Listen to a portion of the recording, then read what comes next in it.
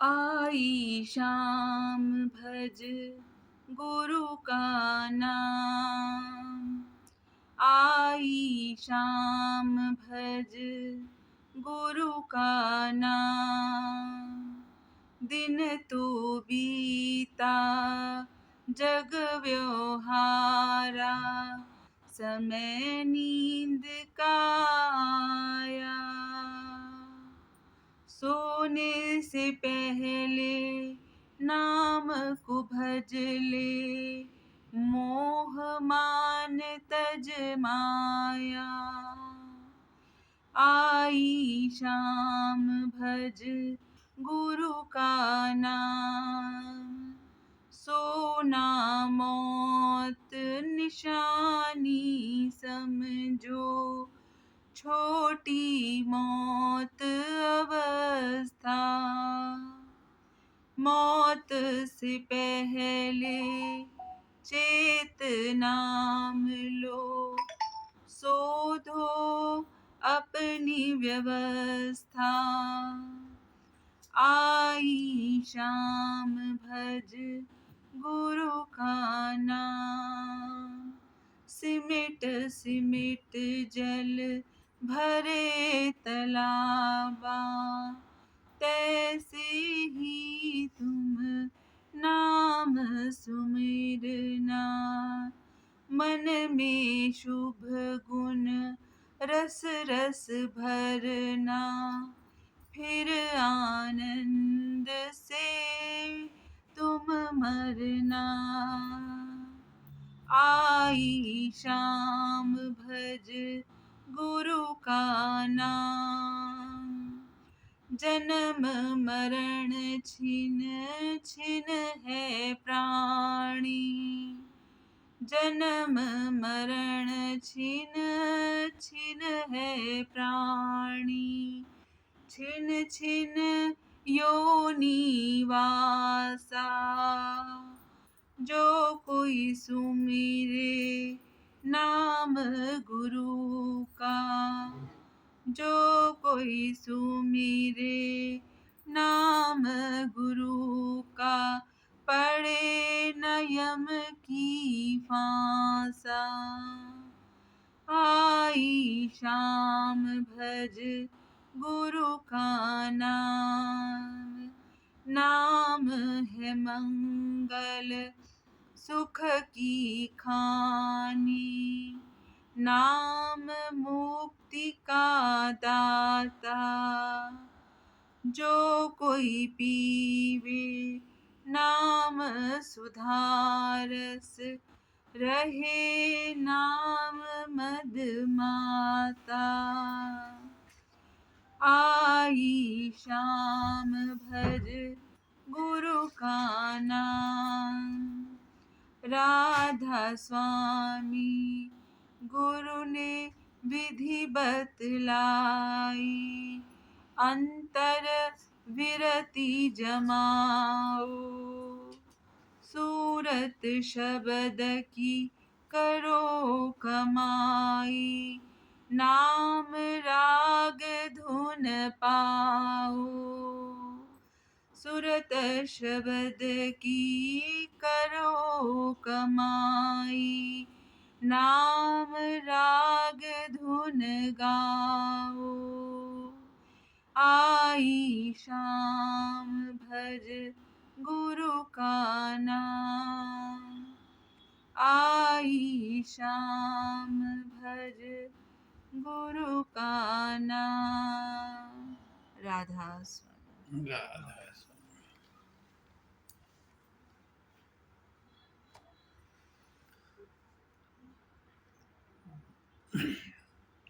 गुरुदेव जगत व्याप्तम् ब्रह्मा विष्णु शिवात्मकम्।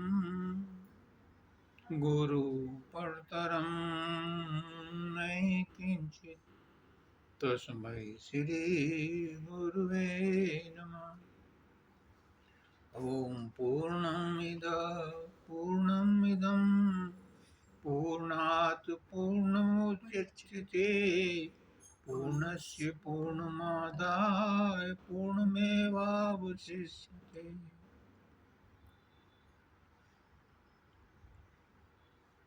सर्वे भवन्तु सुखिनः, सर्वे सन्तु निरामयाः, सर्वे भद्राणि पश्यन्तु मा कश्चित् दुर्भाग् भवेत्।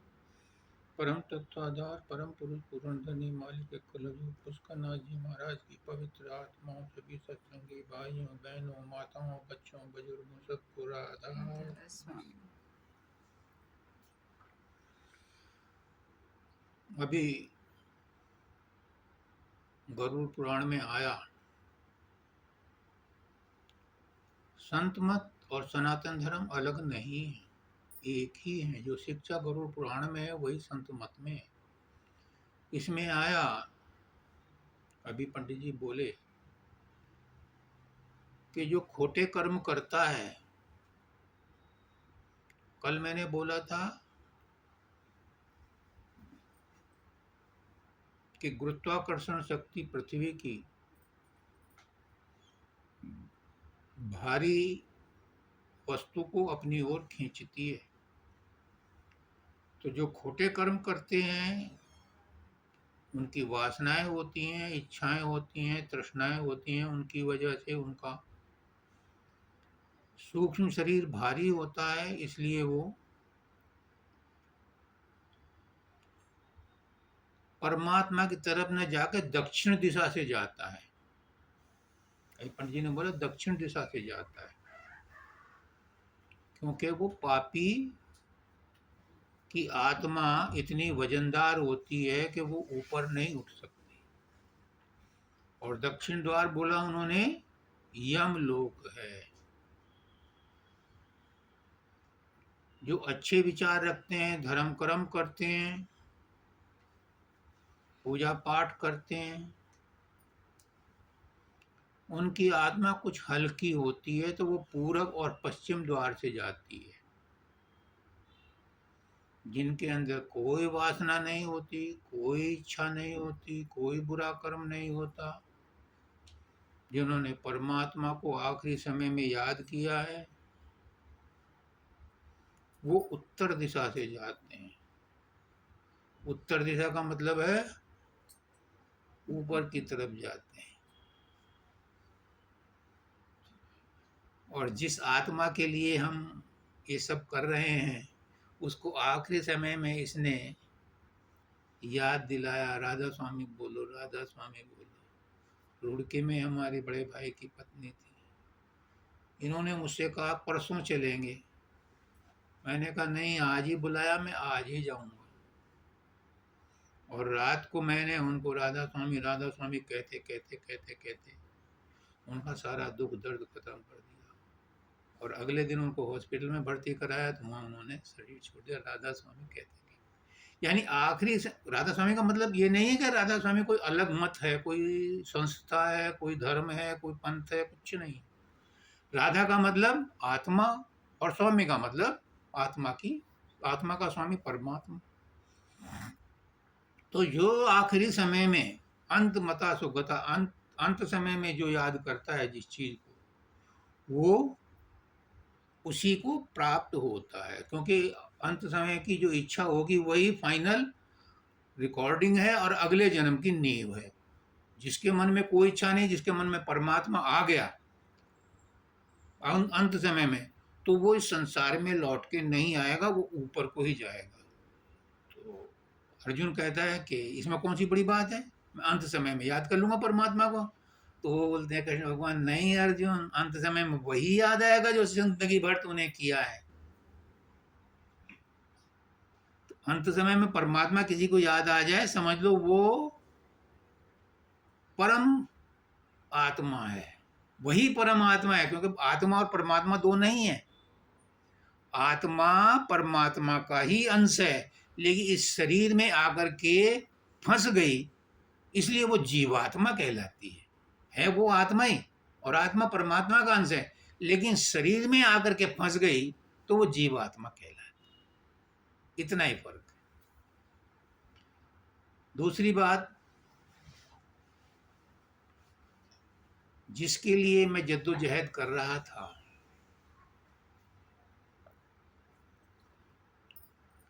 कल जो परम संत आए,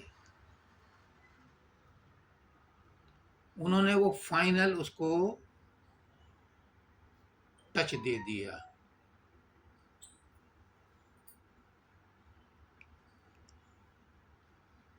जब चंद्रयान गया था तो रॉकेट में गया था, हैं? प्रज्ञान बोले थे उसको, रॉकेट को क्या बोला था? चंद्रयान अलग था, रॉकेट अलग था, हैं? नहीं था।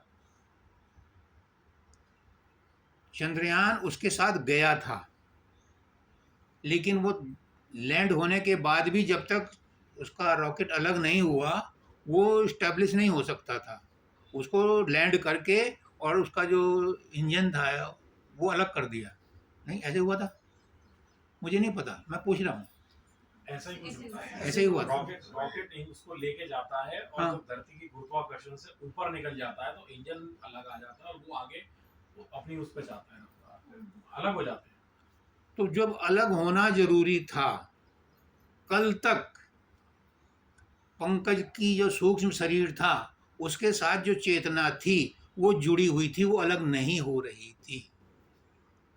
कल जब एनपीएस त्यागी जी आए, उन्होंने जो अपना टच दिया, उन्होंने जो कुछ कहा, उनके जो प्रभाव पड़ा, अभी आएगा इसमें भी, कि संत महात्मा अगर किसी मृतक के शरीर पर दृष्टि भी डाल दें तो भी वो यमपुर नहीं जाएगा।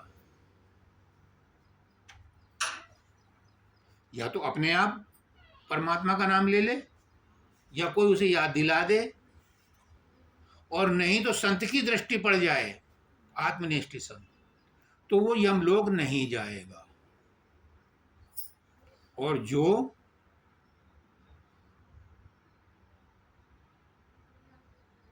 साधन अभ्यास करता हो वो धर्मराज के पास भी नहीं जाएगा।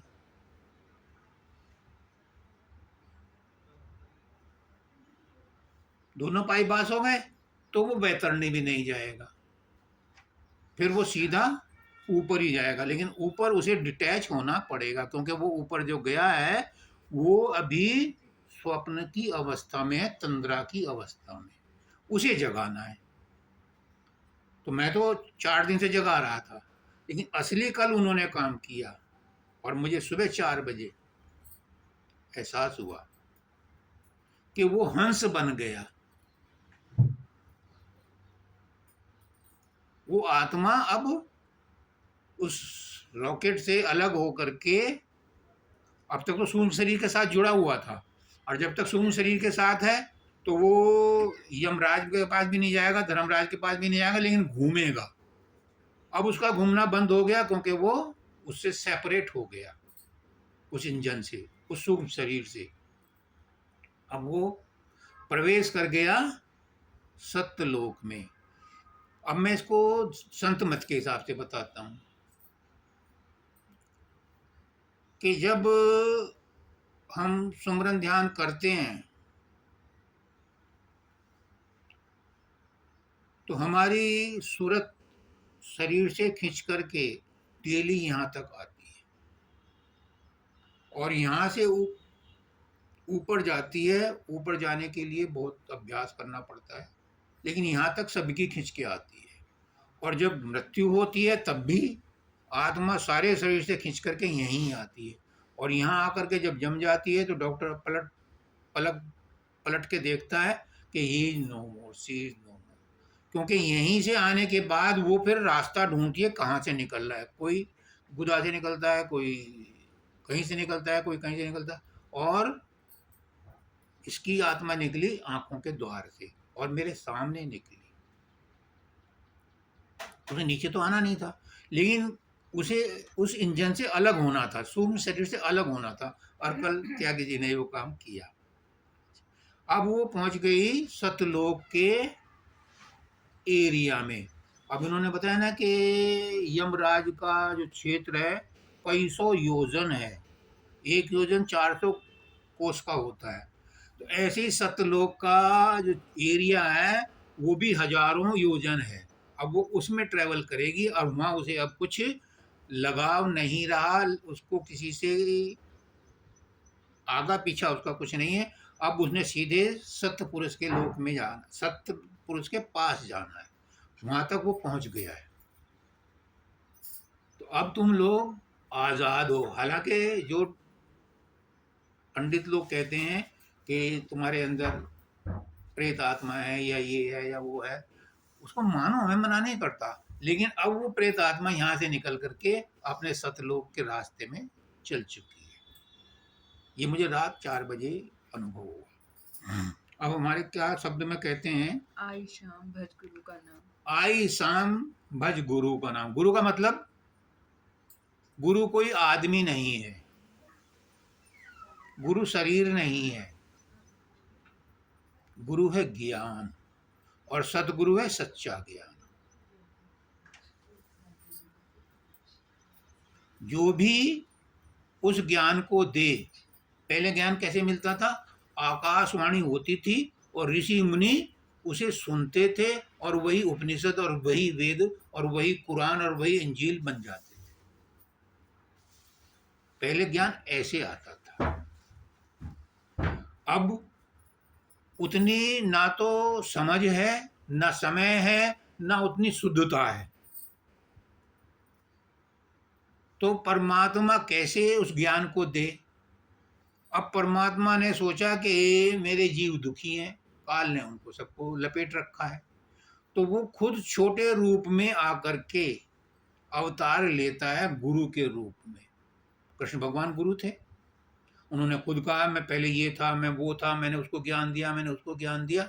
तो अर्जुन पूछता है आप तो अब पैदा हुए, आपने सूरज को कैसे ज्ञान दिया था? उसने कहा तू नहीं जानता, तेरे जन्म भी अनेक हो चुके हैं, मेरे जन्म भी अनेक हो चुके हैं, तो अवतार भी बार बार लेकर के आते हैं, शरीर धारण करके आते हैं।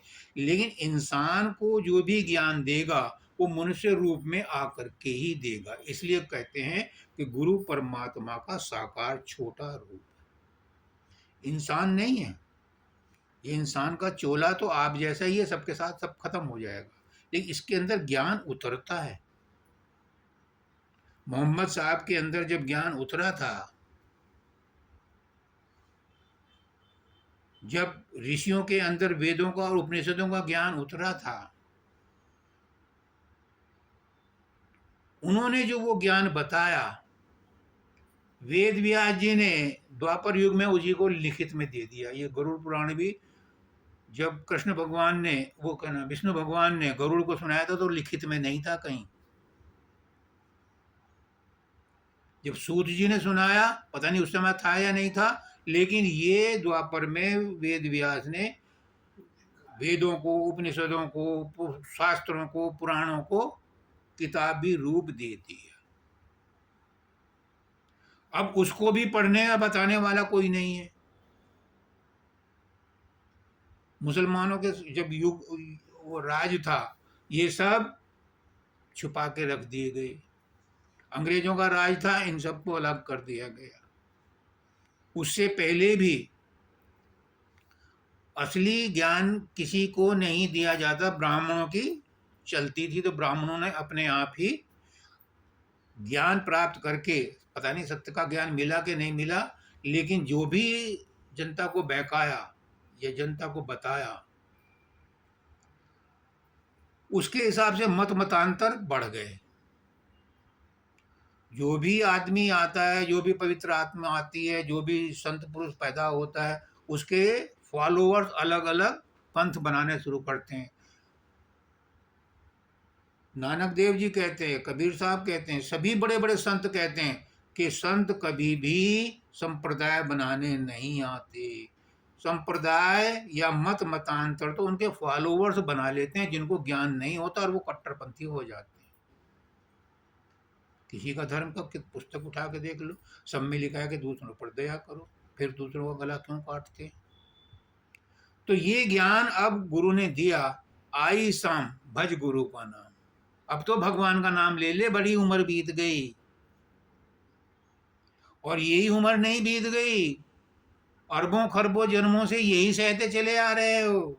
सतयुग में भी तुम ही लोग थे, त्रेता में भी हम ही लोग थे, द्वापर में भी हम ही लोग थे, और कलयुग में भी हम ही बार बार आ रहे हैं। नाम और एड्रेस ही बदल रहा है, बाकी आत्मा तो वही है, वही फंसी पड़ी है। और कलयुग में ये चतुर्युगी जाने कितनी बीत गई। अगर संत मत के हिसाब से देखें तो अनंत अनंत काल से यही सिलसिला चला आ रहा है। प्रलय होती है, महाप्रलय होती है, फिर रचना होती है, तो वही आत्माएं फिर बार बार आती रहती हैं। तो कहते हैं अब कलयुग है, ये निस्तार का युग है, इसमें कम नंबर वालों को भी पास कर दिया जाता है। सतयुग में फर्स्ट डिवीजन वालों को पास करते थे, 10-10 हजार साल तपस्या करते थे ऋषि मुनि। त्रेता युग में सेकंड डिवीजन वालों को पास करते थे। द्वापर में थर्ड डिवीजन वालों को पास करते थे। अब कलयुग में कहते हैं सप्लीमेंट्री वालों को भी पास करते हैं, फेलियर को भी पास करते हैं, क्योंकि वहां कमी पड़ गई। जनसंख्या यहाँ बढ़ रही है, परमात्मा के पास कमी पड़ गई है, इसलिए मौका है। आई शाम भज गुरु का नाम, अब तो गुरु का नाम भज ले, हो जा पार। तुलसीदास जी कहते हैं कोई कठिन तपस्या करने की जरूरत नहीं है। ध्यान प्रथम युग, मख युग दूजे, द्वापर परितोषित प्रभु पूजे, और कली केवल एक नाम आधारा, सुमर सुमर। कितनी सरल बता दी तरकीब, बस भगवान का नाम जपो और पार हो जाओ। इसमें कौन सी कठिनाई है, इसमें क्या मुसीबत है नाम जपने में। इसमें तो ये भी नहीं कहते कि नहा धो करके जपो, हमारे तो ये भी कहते नहीं कहते। हाँ, शरीर की जरूरतें पूरी करने के बाद बैठो नाम जपने को, कोई नुकसान नहीं।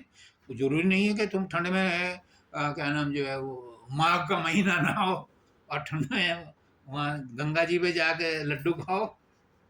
कोई कर्म कांड नहीं है, सिर्फ परमात्मा का नाम जपना। रजाई में बैठ के जप लो, चारपाई में बैठ के जप लो, स्टूल में बैठ के जप लो, सोफे में बैठ के जप लो, लेकिन नाम जप लो। अब नाम जपने की भी डिफरेंट तरकीब है। नाम तुम्हें मन जपने नहीं देगा, क्योंकि नाम जपते ही मन की मौत हो जाती है और मन मरना चाहता नहीं। जब भी तुम नाम जपने बैठोगे सैकड़ों तरह के विचार आने शुरू हो जाएंगे और वो तुम्हें नाम जपने नहीं देगा, हाईजैक कर लेगा। इसलिए गुरु की जरूरत है कि गुरु आपको ऐसी तरकीब बता दे कि मन जो है आपको हाईजैक ना करे। सब जपते हैं नाम, ऐसा कोई नहीं है जो नाम ना जपता हो। नाम का क्या मतलब, नाम का जपना, कोई सा भी नाम भगवान का नाम है, कोई सा भी नाम। गाली दे दो वो भी भगवान का नाम है, लेकिन शुद्ध मन से दो। और मन शुद्ध होता नहीं।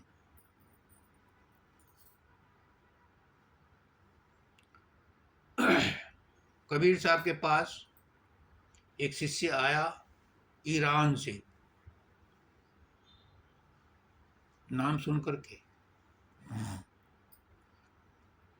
तो कबीर साहब ने घर के बाहर सुअर बांध दिया। अब उस मोहम्मदन था, ईरान से आया था, तो उसने देखा, पूछा पाछा के घर तो यही है। और जब देखा सुअर बंध रहा है तो वो चल दिया। तो कबीर साहब ने उसे बुलाया, उसका नाम था, चलो नाम याद बता दूंगा। तो क्यों चल दिए, क्यों आए थे, कि आपने सुअर बाहर बांध रखा। तो सुअर गंदा है ना, बाहर ही बंधेगा, कहाँ जाएगा ये। अब उसे ज्ञान हो गया कि जो गंदगी है वो बाहर तो रखी जाएगी, तो बाहर बंधना। सच्चाई तो अंदर है, गुरु कबीर तो अंदर है, तो अंदर जा। फिर वो अंदर आ गया। वो बात कहने की ये थी कि मन को बस में करने के लिए मन का निर्मल होना जरूरी है। और मन निर्मल होने के लिए जरूरी है कि आप अन्न भी ऐसा खाओ, व्यवहार भी ऐसा करो, बात भी ऐसी करो, हंसी मजाक भी ऐसी करो कि मन बहके ना। दिन भर टीवी देखो, गाली गलौज करो, जुए में बैठ करके लोगों का खेल देखो, शराब खाने में जाओ और शाम को कहो कि मन बस में आ जाए मैं माला जप लूं। नहीं हो सकता, क्योंकि जो सारा दिन किया है वही ध्यान के समय आएगा, जो सारी उम्र किया है वही अंत समय में आएगा। तो वो कह रहे हैं कि अब तो सोच समझ लो, दूसरों को रोज जाते हुए देखते हो, एक दिन तो तुम्हारी बारी भी आएगी। माली आवत देखकर कलियां करें पुकार, और फूली फूली चुन लियो काल हमारी बार। तो कभी तो तुम्हारी बार आएगी, और कब आएगी कुछ पता नहीं। तीर चल चुका है, अभी तुम तक नहीं पहुंचा है, कभी भी आकर के खड़ा हो जाएगा। चल, 1 सेकंड का टाइम नहीं देगा।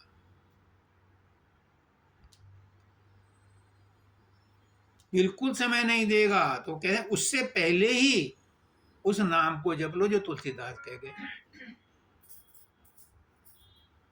और जिसका नाम जपो उसका रूप भी समझ करके चलो। राम राम जपो, चलो चलते राम नाम जपो, पर राम है क्या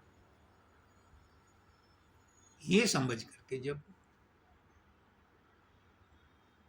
एक राम दशरथ का बेटा, एक राम घट घट में बैठा, एक राम का सकल पसारा, और एक राम दुनिया से न्यारा। अब कौन से राम को जपोगे? जिस राम को जपोगे उसी से मुलाकात होगी। अब ये तय कौन करेगा? ये तय गुरु बताता है कि कौन से राम को कैसे जपना है।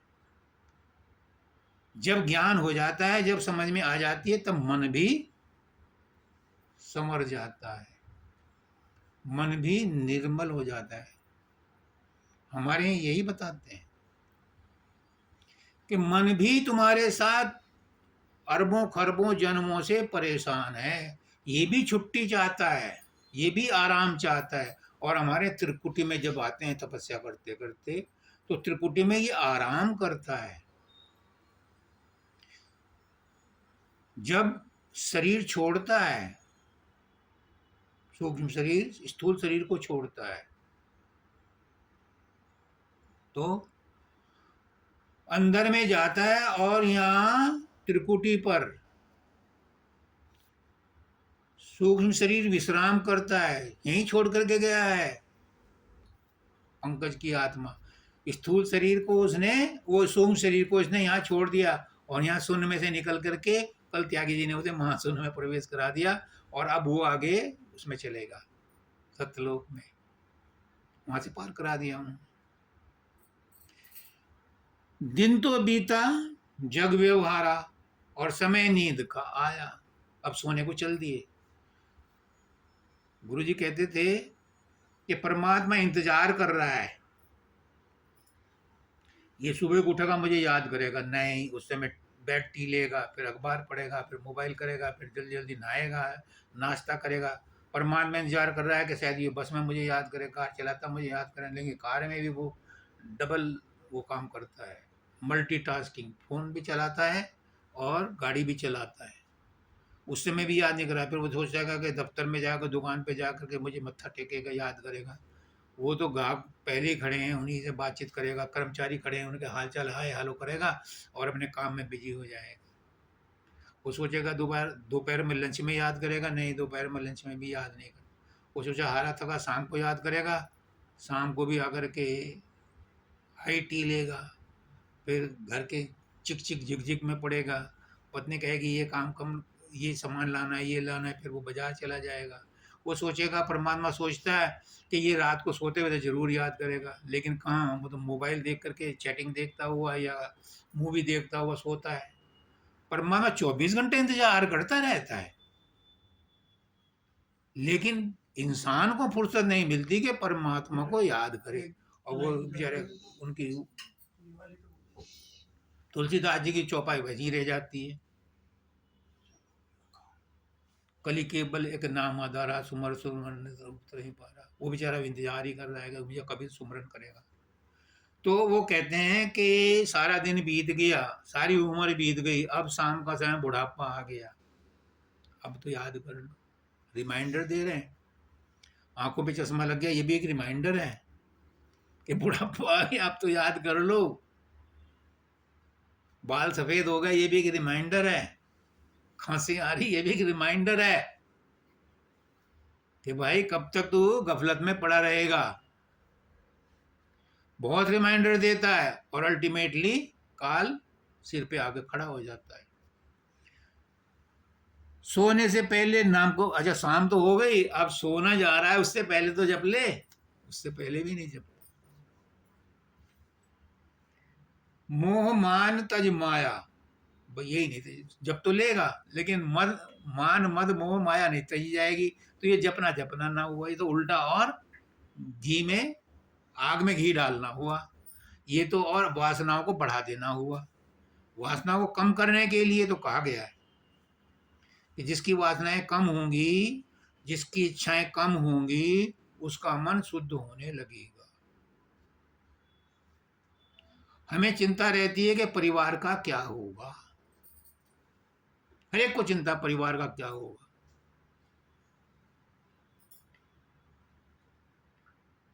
परिवार किसने बनाया? ये संसार किसने बनाया? इसका पालन कौन कर रहा है?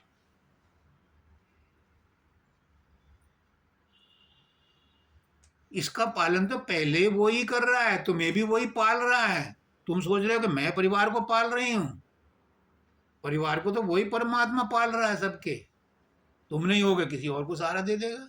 परसों मैंने बताया था टॉलस्टॉय की कहानी। ये भूल जाओ कि तुम नहीं होगे तो घर का काम नहीं चलेगा, बेहतर चलेगा। क्यों? क्योंकि काम चलाने वाला वो है, सारा मैनेजमेंट उसके पास है। अंबानी हर दुकान पे नहीं बैठा, उसने सारे कनेक्शन ऐसे जोड़ रखे हैं। टाटा ने हर एक चीज की रिपोर्ट उसके मिनट मिनट में पहुंचती है, तो उसने ऐसे इंतजाम कर रखे हैं कि उसको हर प्रगति का पता है कि कहाँ क्या हो रहा है।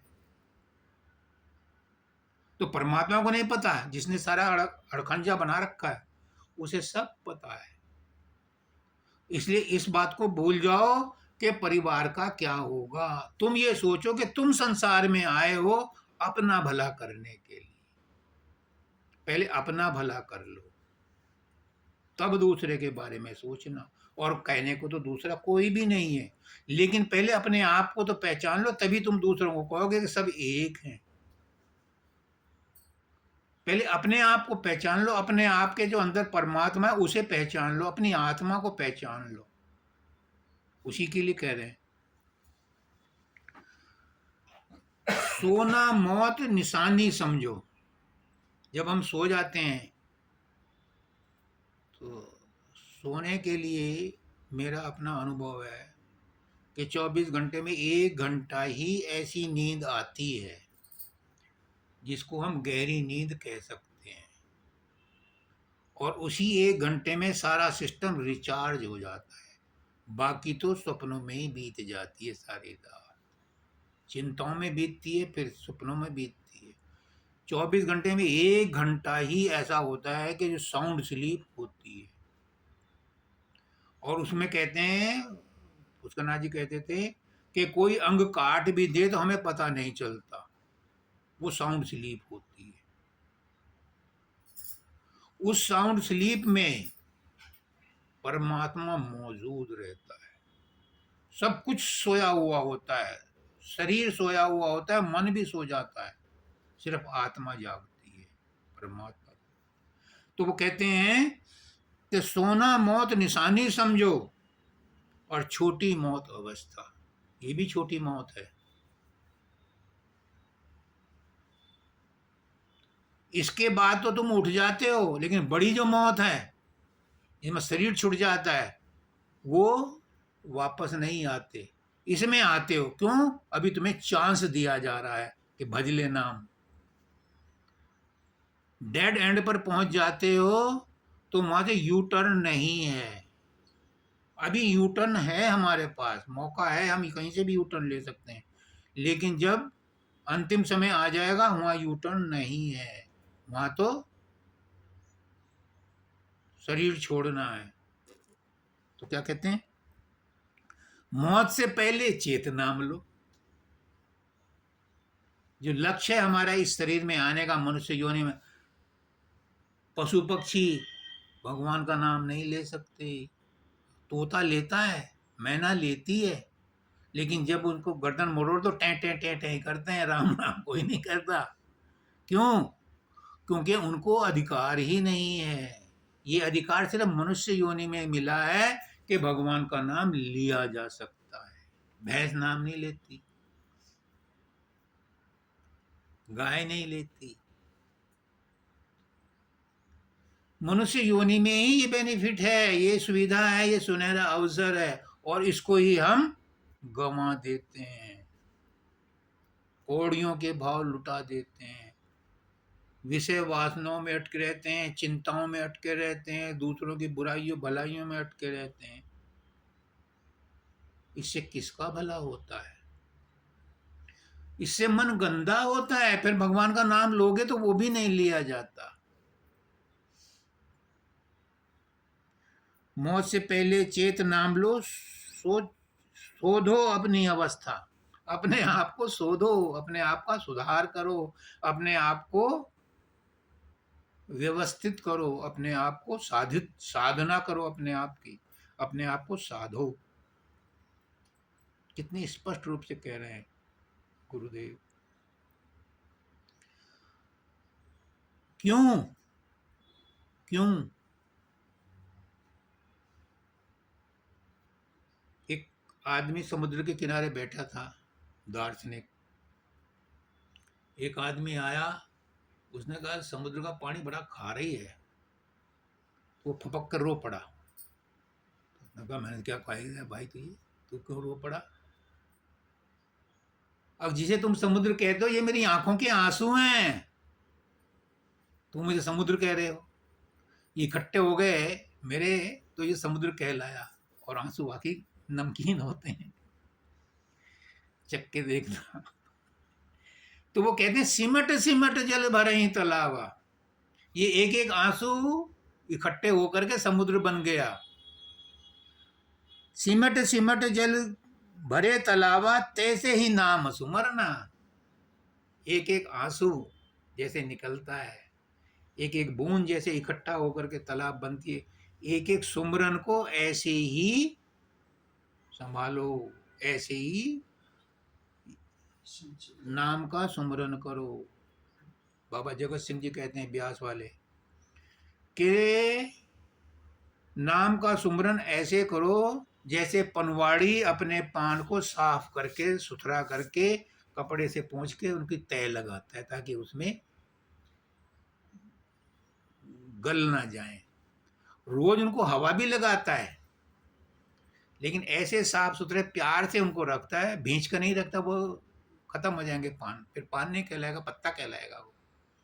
तो कहते हैं ऐसे ही भगवान का नाम सुमरन करो। उदाहरण देकर बता रहे हैं। तो वो भी कह रहे हैं कि सिमट सिमट जल भरे ही तालाब, जैसे सिमट बूंद बूंद करके तालाब बनता है, ऐसे ही अपने सुमरन को परमात्मा को अर्पण करके करो। जिसका नाम सुमर रहे हो उसको याद करो और उसे इकट्ठा करो। जल्दबाजी में नाम मत जपो कि इतने नाम जपने हैं, 1 करोड़ नाम जपने, 10 लाख नाम जपने, कोई संख्या की जरूरत नहीं है। अगर एक नाम अंत समय में प्रेम से ले लिया तो वो सबका आधार है, उसी ने काम बना दिया। और प्रेम से क्यों जपते हैं? ताकि अंत समय में वो याद आ जाए। मन में शुभ गुण रस रस भरना, फिर आनंद से मरना। मरना तो सबको है, लेकिन पहले अपने मन को मरना, ये इंसान के लिए नहीं लिखा उन्होंने, मन को मारने के लिए लिखा है कि अपने मन में राम का नाम इतना जप लो, इतना भर लो कि वो संसार की वासनाओं से अलग हो जाए, मर जाए उधर की तरफ से। मानव दयाल जी ने कहा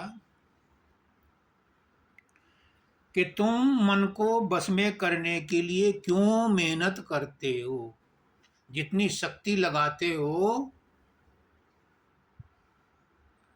उतनी शक्ति तुम अगर परमात्मा में जोड़ने में लगाओगे तो मन तो अपने आप निर्मल हो जाएगा। तुम परमात्मा से जुड़ जाओ। मैं तेरी, तू मेरा। अब बताओ इसमें क्या दिक्कत है? ये जोड़ने के लिए ही तो दिया था इतना आसान शब्द। मैं तेरी हो गई।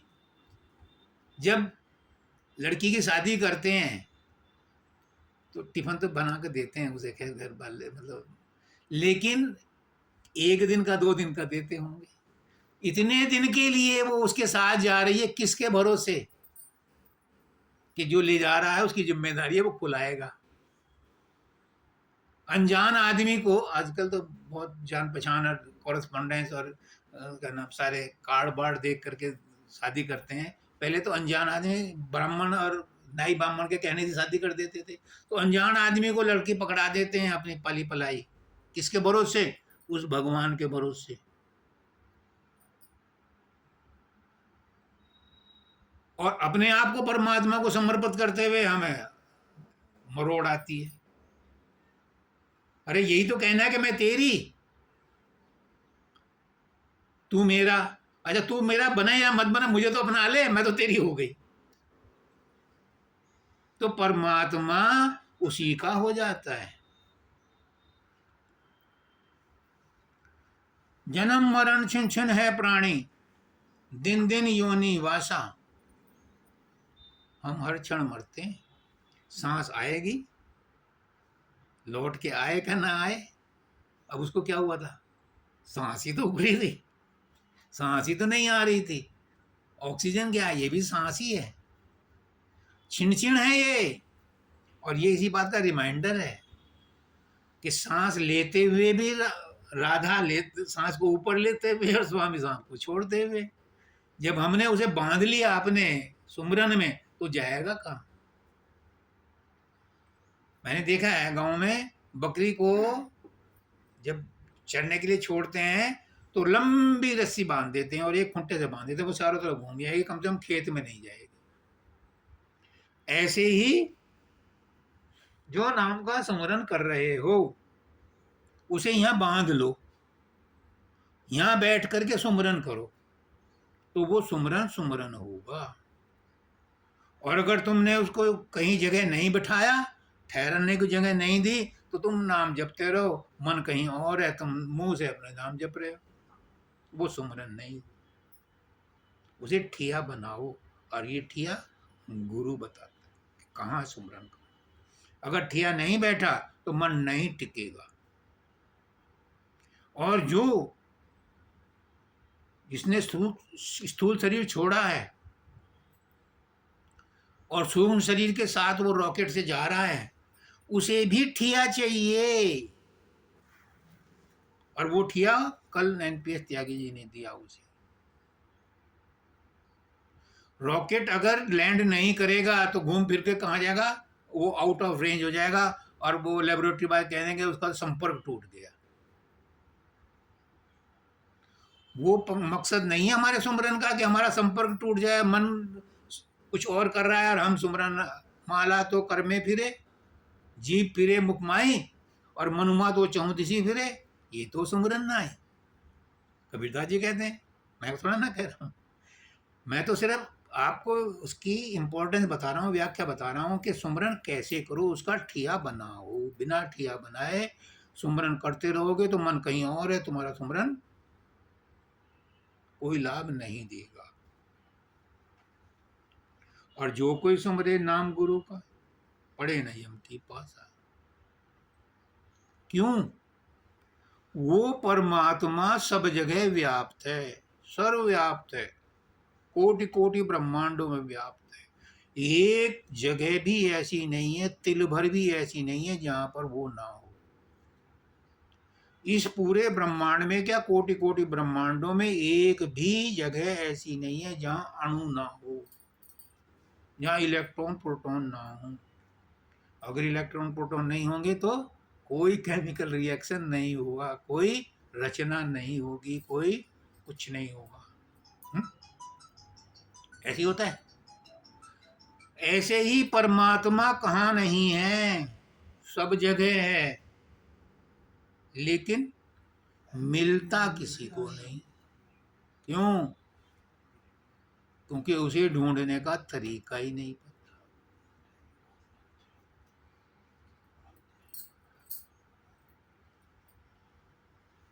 है पर दिखता नहीं, क्योंकि ठिया बना करके ढूंढा नहीं। आपके अंदर ही है। जो उसे ठिया बना करके ढूंढता है उसको वहां वो मिल जाता है। ये ठिया परमानेंट नहीं है, ये तो घुमाने के लिए है, पहुंचने के लिए। रास्ते तो मंजिल यहाँ से ऊपर शुरू होती है, लेकिन यहाँ तक जो पहुंच जाएगा वो आवागमन में नहीं फंसेगा। कहाँ जाएगा वो अगले जन्म में तय होगा, लेकिन वो आएगा नहीं।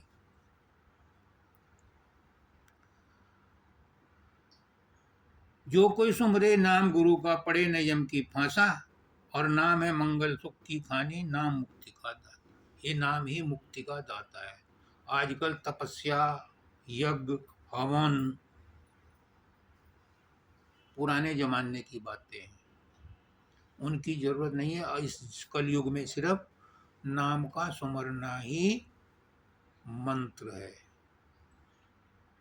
यही एक मुक्ति का साधन है। लेकिन वो नाम बंदूक की जो कारतूस है, जब बंदूक की नली में रख करके ट्रिगर से दबाते हैं तो वो निशाने पर पहुंचती है। उसको कारतूस को अगर पत्थर पर रख करके हथौड़े से फोड़ें तो वो ना तो निशाने पर लगेगी और ना ही उससे कोई लाभ होगा, उल्टा नुकसान हो सकता है कि छर्रे आपको लग जाए। ऐसे ही नाम जब जपना शुरू करो तो किसी गुरु से लेकर के जपो। मैंने परसों बताया था कि जिसको अथॉरिटी है वही नाम देने की आपको दीक्षा दे सकता है, तभी आपको फायदा हो। लेकिन गुरु कैसे ढूंढे? आजकल तो गुरुओं ने अपने आप को बदनाम कर दिया, संस्था ही बर्बाद हो गई। यकीन किसी को नहीं रहा कि किसको गुरु माने। गुरु को ढूंढोगे कैसे? कौन सी टॉर्च लेकर के गुरु को ढूंढोगे? दोनों बातें। गुरु को ढूंढने के लिए गुरु से बड़ा होना चाहिए। अब हाई स्कूल की कॉपी जांचने के लिए हाई स्कूल से बड़ा पढ़ा लिखा टीचर होगा तो उसको भेजी जाएंगी कॉपी, और प्राइमरी वाले टीचर को, चाहे वो मैथमेटिक्स में कितना ही होशियार हो। हमारे प्राइमरी में जो टीचर थे वो 8वीं के क्वेश्चन भी सॉल्व कर देते थे, लेकिन कॉपियाँ तो नहीं आएंगी, कॉपियाँ तो उससे ऊपर वाले के पास ही जाएंगी। तो गुरु को कैसे ढूंढोगे? अगर तुम गुरु के क्वेश्चन पूछ करके उसे ढूंढोगे तो वहाँ नहीं मिल पाएगा। किसी और से कहोगे मुझे गुरु करना है तो तुम किसी के पास, ठग के पास पहुँच।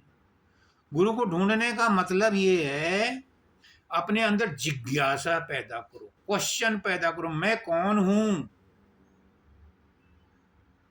कहाँ से आया हूं, क्यों आया हूं, क्या करना है, कहाँ जाना है, ये 5 क्वेश्चन अपने आप से पूछो। इनको इतना पकाओ कि कुकर में स्टीम बननी शुरू हो जाए। और जब तुम्हारे अंदर तड़प पैदा होगी और कुकर की विसिल सीटी ऊपर उठनी शुरू होएगी, हमारे से गैस पास होगी, तब तुम्हें पता लगेगा और तुम्हें ऐसे इंडिकेशन मिलेंगे फलां जगह जा। जब तुम उसके पास जाओगे तो तुम्हें उसके पास बैठते ही कुछ अंदर से सनसनाहट पैदा होगी, आपके प्रश्नों के उत्तर ऑटोमेटिक मिलते जाएंगे। तब समझना कि ये मेरा गुरु हो सकता है। अपने आप को इस लायक बनाओ कि पहले गुरु ढूंढने से पहले कि मैं कौन हूँ, मैं क्यों आया हूँ, कहाँ से आया हूँ, कहाँ जाना है, क्या करना है। जब ये प्रश्न तुमको तड़फा देंगे तो गुरु तुम्हें ढूंढता हुआ आ जाएगा, ये तुम्हें इंडिकेशन देगा कि तुम वहाँ जाओ। हर एक का गुरु पहले से तय, जबरदस्ती मत करना गुरु को ढूंढ। और बिना गुरु के गत नहीं है, कोई रास्ता नहीं बता सकता। यहाँ के रास्ते में तो जीपीएस लग जाता है, और वहाँ के रास्ते में जीपीएस कोई नहीं है। वहाँ के रास्ते में जीपीएस भी गुरु है, साधन भी गुरु है, साध्य भी गुरु है।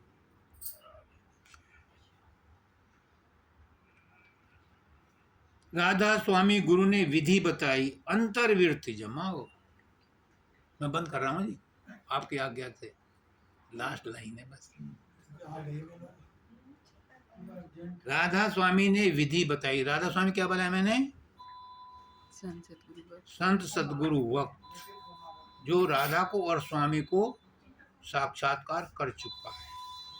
उसने कहा अपने अंदर ढूंढो। परमात्मा को ढूंढना है तो अंदर में ढूंढो, बाहर में परमात्मा नहीं। गुरु भी यही कहता है, मैं तुझे रास्ता बताता हूँ, तेरा असली गुरु यहाँ मिलेगा त्रिकुटी में। बाहर वाला गुरु खुद कहता है, मैं तुझे रास्ता बताता हूँ, अंदर घुसने का अंदर घुस और ये त्रिकुटी में पहुंच।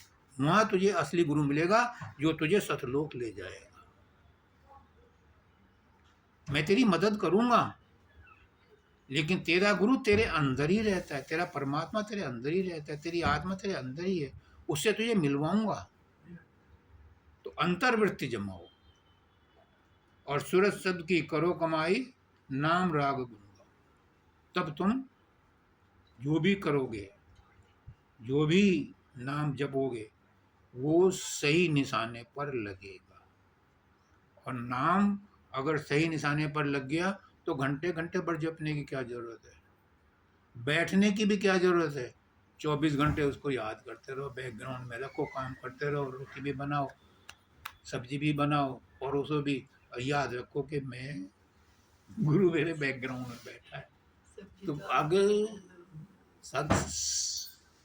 समाधि लगाने की भी जरूरत नहीं, क्योंकि 24 घंटे वो तुम्हारा गुलाम है। इससे बढ़िया और कोई तरकीब नहीं है। एक तो नाम सुमरना सबसे आसान है, और उसे सुमरने के लिए भी जरूरत नहीं है। उसे सिर्फ दिमाग में रखो कि हाँ ये नाम है, ये चल रहा है, ये चल रहा है, बस। सबको राधा।